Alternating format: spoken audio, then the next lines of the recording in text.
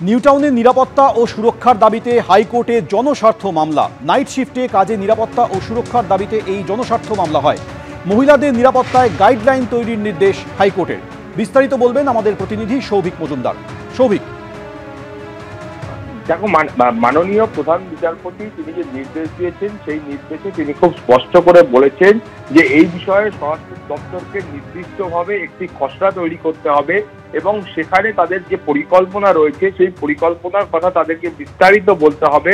অর্থাৎ সেখানে যারা রাত্রে কাজ করেন তাদের যে নিরাপত্তার বিষয়টা রয়েছে সেই নিরাপত্তার জন্য এ রাজ্যের যারা প্রশাসনিক যারা আধিকারিক রয়েছেন তারা কি কি ভাবছেন বা কি কি করা সম্ভব সেই বিষয়টা সেখানে স্পষ্ট করতে হবে। এবং এছাড়াও বলা হয়েছে যে হিমাচল প্রদেশ, তেলেঙ্গানা, কর্ণাটক এই সমস্ত জায়গায় যে একাধিক প্রকল্প রয়েছে সেই প্রকল্পগুলিকে যে প্রকল্পগুলি আছে যে নিরাপত্তার বিষয়টা আছে সেই নিরাপত্তার বিষয়টা দেখতে হবে এবং সেই প্রকল্পগুলোকে বাস্তবায়নের জন্য সেটাকে চেষ্টা করতে হবে। এবং এছাড়াও তোমাকে বলবো যে আজকে পুলিশের তরফ থেকে যে রিপোর্ট জমা দেওয়া হয় সেই রিপোর্টে উল্লেখ করা হয়েছে যে নিউটাউন এবং ওই এলাকার নিরাপত্তার জন্য ইতিমধ্যেই সরকারের তরফ থেকে একাধিক প্রকল্প সেখানে গ্রহণ করা হয়েছে, একাধিক পদক্ষেপ সেখানে গ্রহণ করা হয়েছে।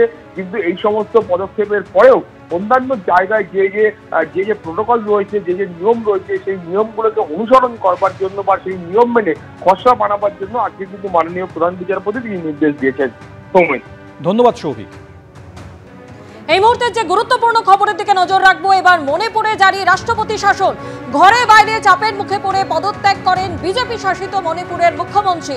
9 ফেব্রুয়ারি ইস্তফা দেন এন বীরেন সিং। মুখ্যমন্ত্রীর ইস্তফার পর মণিপুরে জারি রাষ্ট্রপতি শাসন।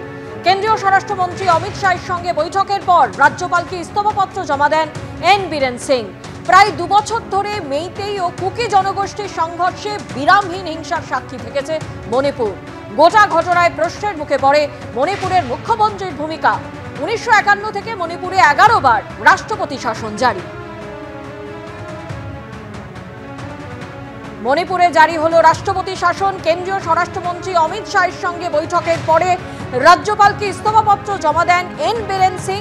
প্রায় 2 বছর ধরেই মেইতেই ও কুকি জনগোষ্ঠীর সংঘর্ষে বিরামহীন হিংসার সাক্ষী থেকেছে মণিপুর এবং গোটা ঘটনায় প্রশ্নের মুখে পড়ে মণিপুরের মুখ্যমন্ত্রীর ভূমিকা। 1951 থেকে মণিপুরে 11 বার রাষ্ট্রপতি শাসন জারি। এটা তো অনেকদিন আগেই করা উচিত ছিল। কোনো কারণে নিশ্চয়ই ভারত সরকার এটাকে একটু ডিলে করেছে। বাট মণিপুরে রাষ্ট্রপতি শাসন জারি হলে তাহলে সেন্ট্রাল গভর্নমেন্টের যে ফোর্স আছে তারা তাদের কাজটা সুষ্ঠুভাবে করতে পারবে। নাহলে এখন কি হচ্ছে, যেখানে মণিপুরে দুজনের বিরোধী সংঘর্ষ চলছে, যেটা কুকি আর মেইতেই। এবার যেখানে মেইতেইদের চলছে সেখানে যদি সেন্ট্রাল গভর্নমেন্টের ফোর্স গিয়ে বাধা কোনো কিছু করতে, তারা বলছে যে ডিফেন্সের ফোর্স বা আর্মি বা আসাম রাইফেল তারা গিয়ে ওদের হয়ে কাজ করছে। আর ঠিক উল্টো অবস্থায় দিচ্ছে উন্নত যেখানে পাহাড়ি এরিয়াতে যদি কুকিদের হয়। তো এইটার থেকে বাঁচবার জন্য এই রাষ্ট্রপতি শাসন দরকার, আর্ম ফোর্স স্পেশাল পাওয়ার অ্যাক্ট দরকার।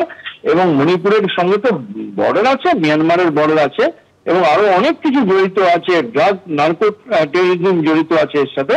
তো চীন দেশের কিছু প্রত্যক্ষ এবং পরোক্ষ সাপোর্ট আছে।